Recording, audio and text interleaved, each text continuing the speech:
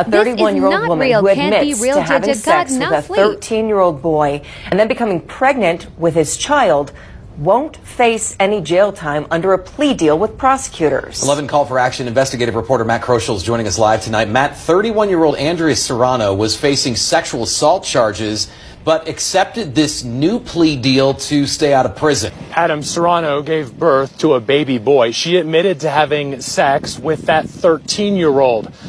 The victim's mother, who we're not going to identify in this story, tells us she is not happy with this deal offered to a woman she says ruined her son's life.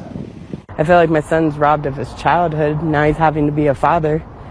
He's a victim, and he's going to have to live with that for the rest of his life. This mother says watching her son struggle with the reality he now faces breaks her heart. What has this been like for your son?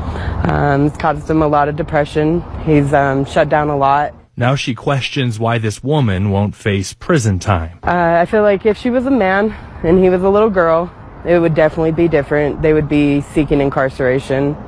And I feel like because she's a woman, they're not. They're having compassion for her because she was pregnant. But I don't think they take into play, again, she was pregnant by a child.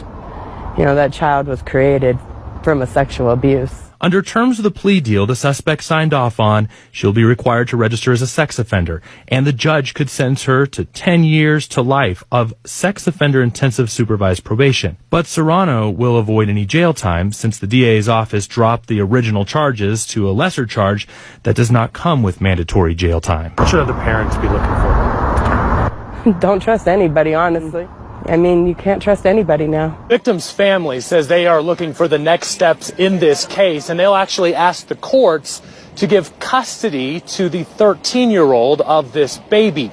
Adam and Lindsay, what we do know is that Serrano has a hearing coming up in May where she will learn how much probation time she'll have.